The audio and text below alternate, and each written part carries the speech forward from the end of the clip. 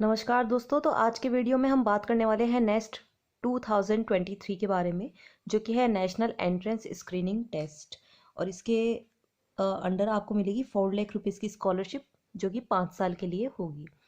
Video शुरू करने से पहले मैं आप लोगों से रिक्वेस्ट करना चाहूँगी कि प्लीज़ चैनल को शेयर और सब्सक्राइब कीजिएगा, जो कि नारायणी फिजिक्स के नाम से है। और ज़्यादा से ज़्यादा इस वीडियो को शेयर कीजिएगा उन लोगों के लिए जो कि इसके लिए एलिजिबल है, जो कि हम वीडियो में बात करने जा रहे हैं। आपको लगे कि जिन लोगों के लिए भी ये वीडियो यूज़फुल है तो उनके साथ इस वीडियो को ज़रूर शेयर कीजिएगा। ओके, तो नेक्स्ट अब हम बात कर लेते हैं कि क्या ये एग्ज़ाम है और किस तरह से आपको स्कॉलरशिप मिलती है और क्या क्या बेनिफिट्स है, क्या क्या एलिजिबिलिटी है और किस तरह से एग्ज़ाम कंडक्ट होता है। तो ये सारी जानकारी आपको इस वीडियो में अवेलेबल होने वाली है। वीडियो को एंड तक देखना बिल्कुल मत भूलना। तो इस एग्ज़ाम के बाद में होगा क्या, आपको 5 ईयर्स इंटीग्रेटेड MSc प्रोग्राम में एडमिशन मिल जाएगा। ओके, मतलब जस्ट आफ्टर 12th। और कहाँ से करने का मौका मिलेगा ये MSc प्रोग्राम आपको? नाइजर भुवनेश्वर से और university of Mumbai department of atomic energy centre for excellence in basic sciences Mumbai से करने का आपको ये मौका मिलने वाला है। यहाँ से ली गई डिग्रीज़ की क्या वैल्यू होती है ये मैं वीडियो के एंड में आपको ज़रूर बताऊँगी, बट उससे पहले हम इस एग्ज़ाम के बारे में जान लेते हैं कि किस तरह से आपको स्कॉलरशिप मिलेगी और किस तरह से एग्ज़ाम कंडक्ट होने वाला है, कौन कौन इसके लिए एलिजिबल है। तो इस स्कॉलरशिप के अंडर जो है आपको 60,000 रुपीज़ मिलेंगे हर साल और 20,000 रुपीज़ आपको मिलेंगे समर इंटर्नशिप के लिए। समर इंटर्नशिप का मतलब है कि जो मई जून की छुट्टियां आती हैं उनमें 45 डेज़ का एक समर प्रोजेक्ट आपको बनाना होता है। वो कंप्लीट करने पर ही आपको ये 20,000 रुपीज़ मिलते हैं। ओके, अब आपने देखा होगा कि ये जो स्कॉलरशिप है, इंस्पायर स्कॉलरशिप में भी ये सेम कंडीशन होती है। ओके, तो ये दो तरीके से दी जाती है। जो स्कॉलरशिप है आपकी, ये 4 लाख रुपीज़ स्कॉलरशिप है यहाँ पर नाइजर और मुंबई से ये कोर्स करने पर। तो दो तरह की स्कीम चलती है। एक तो दिशा स्कॉलरशिप है, जो कि department of atomic energy government of India दे रही है इस नेस्ट एग्ज़ाम के थ्रू। ओके, तो ये स्कॉलरशिप आपकी यहाँ से आती है। जब आप इस एग्ज़ाम को देते हैं और क्लियर करते हैं और फिर यहाँ पर एडमिशन लेते हैं, तब ये स्कॉलरशिप आपको दिशा देती है, department of atomic energy government of India की तरफ से। यहाँ पर जो डी है वो डिपार्टमेंट ऑफ एटॉमिक एनर्जी का ही है। और सेकेंड स्कॉलरशिप इस तरह की होती है, DST inspire SHE scholarship for higher education scholars के लिए। वो भी सेम स्कॉलरशिप होती है और यहाँ के जो इंस्पायर स्कॉलर्स होंगे वो भी यहाँ एडमिशन लेने के लिए पूरी एलिजिबल हैं, पूरी तरह से एलिजिबिलिटी रखते हैं। बस दोनों में डिफरेंस क्या है कि ये जो दिशा स्कॉलरशिप है, इसके लिए आपको ये नेक्स्ट एग्जाम क्लियर करना पड़ेगा। और जो इंस्पायर स्कॉलरशिप है वो जैसा कि आप लोग जानते होंगे, अदरवाइज मुझे कमेंट सेक्शन में बता देना। इंस्पायर स्कॉलरशिप के ऊपर हम अलग से एक पूरा वीडियो बना देंगे। इंस्पायर स्कॉलरशिप उन्हें मिलती है जो 12th क्लास में अपने बोर्ड में 1% टॉपर्स होते हैं और जस्ट आफ्टर 12th, मतलब कोई गैप नहीं होना चाहिए, उसके बाद ही उन्हें BSc में एंटर करना होता है, उन्हें ये इंस्पायर स्कॉलरशिप मिलती है। बट दोनों स्कॉलरशिप्स में डिफरेंस क्या है कि ये जो दिशा स्कॉलरशिप है ना, ये 2021, 22 और 23 तीनों कैंडिडेट्स के लिए होने वाली है जिन्होंने 12th क्लियर किया है 2021, 22 और 23 में। लेकिन जो इंस्पायर स्कॉलरशिप होगी वो अब इस साल जैसे उन्हीं मिलेगी जो 2023 में एग्ज़ाम दे रहे हैं, क्लियर करेंगे और फिर एडमिशन लेंगे जस्ट 2023 में ही क्लियर करने के बाद 12th। ओके, तो इंस्पायर स्कॉलरशिप के ऊपर अगर वीडियो बनाना चाहते हैं आप तो प्लीज़ मुझे कमेंट सेक्शन में बता देना। ये स्कॉलरशिप और ये यहाँ दोनों इंस्टीट्यूशंस में एडमिशन इन दोनों कैंडिडेट्स के लिए पूरी तरह से अवेलेबल है। ओके, ये दोनों ही कैंडिडेट्स यहाँ पर अप्लाई कर सकते हैं। तो यहाँ पर हम एलिजिबिलिटी देख लेते हैं नेक्स्ट एग्जाम के लिए कि कौन कौन इस एग्ज़ाम को दे सकते हैं जो कि दिशा स्कॉलरशिप पाएंगे। तो जो रिजर्वेशन कैटेगरी में नहीं आते हैं और OBC कैटेगरी में आते हैं, उनका जन्म होना चाहिए 1 अगस्त 2003 को या फिर उसके बाद में, वो ही इस एग्ज़ाम के लिए अप्लाई कर सकते हैं। तो आप एज देख लीजिएगा अपनी।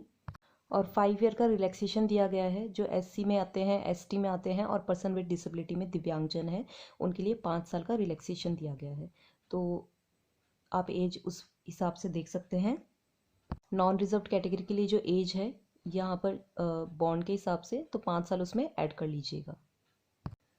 अब आपका जो 12th क्लास क्वालिफाई है, आप पास कर सकते हैं। 2021 में भी पास आउट जो है और 2022 में या फिर जो पास आउट है, वो दोनों ही इस एग्ज़ाम के लिए एलिजिबल है। साथ ही जो 2023 में इस साल एग्ज़ाम दे रहे हैं वो भी एलिजिबल है, बट उन्हें एक लेटर ग्रेड मिलेगा बोर्ड से वो ज़रूरत होगी यहाँ पर। इंस्पायर स्कॉलरशिप में ऐसा ही होता है, आपको बोर्ड की तरफ से एक लेटर आता है जिससे आपको मालूम पड़ता है कि आप उस स्कॉलरशिप के लिए, इंस्पायर स्कॉलरशिप के लिए एलिजिबल हैं। ओके, तो उस तरह का एक लेटर आएगा आपको बोर्ड से, तो उसके बाद आपको मालूम पड़ेगा कि आप इस स्कॉलरशिप के लिए जो है अपीयर हो सकते हैं।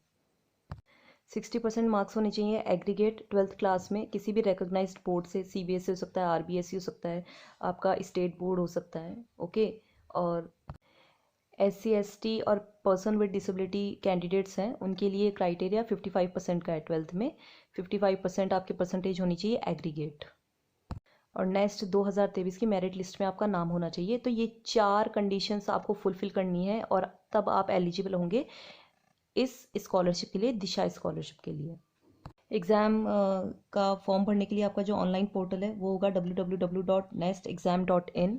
कब से कब तक आप अप्लाई कर सकते हैं?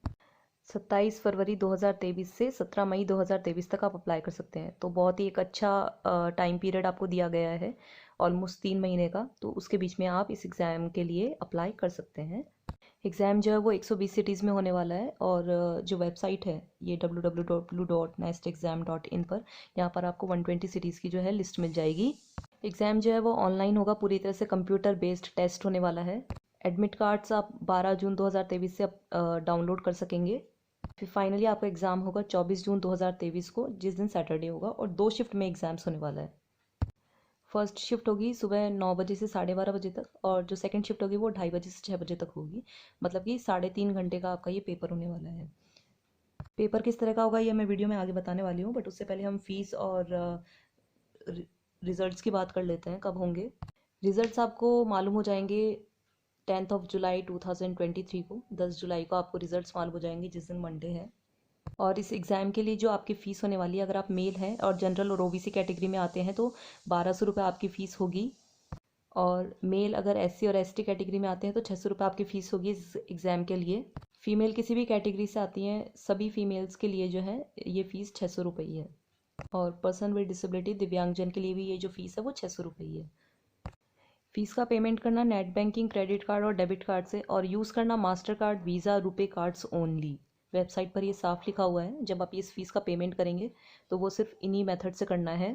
पेपर की बात कर लेते हैं, तो पेपर ऑब्जेक्टिव टाइप क्वेश्चंस होने वाले हैं पूरी तरह से, जिसमें 4 सेक्शंस आएंगे 3.5 घंटे के पेपर में, बायोलॉजी, केमिस्ट्री, मैथ्स और फिजिक्स। ओके, बेसिक आपका 11th-12th में पढ़ा हुआ है वैसा ही आएगा। और इसके अलावा जो वेबसाइट है, मैंने आपको ऑनलाइन पोर्टल बताया www.nestexam.in, वहाँ पर जो है जब से ये एग्ज़ाम कंडक्ट होता है 2007 से, तब तक के लेकर और अब तक के पेपर्स भी दिए हुए हैं, जो पिछले सालों में पेपर्स हुए हैं। तो आप वहाँ से वो भी देख सकते हैं कि किस तरह का पैटर्न आता है, और वेबसाइट पर ही है जो सिलेबस भी है, तो वहाँ से वो आप डाउनलोड कर सकते हैं, सिलेबस और क्वेश्चन पेपर्स दोनों। ये जो 4 सेक्शंस हैं, जब मेरिट लिस्ट बनेगी उसके लिए सिर्फ बेस्ट 3 काउंट होंगे। मतलब आपके अगर फिजिक्स, मैथ्स और केमिस्ट्री इन तीनों सेक्शंस में ही सबसे ज़्यादा अच्छे मार्क्स है तो उसके बेस पर मेरिट तैयार होगी। जिन भी बेस्ट 3 सब्जेक्ट के आपके बेस्ट मार्क्स होंगे, बायोलॉजी, केमिस्ट्री, मैथ्स के हैं, और फिजिक्स में आपके अच्छे नहीं है तो उस सब्जेक्ट को छोड़ दिया जाएगा आपके लिए काउंट करने के लिए, मेरिट लिस्ट तैयार करने के लिए।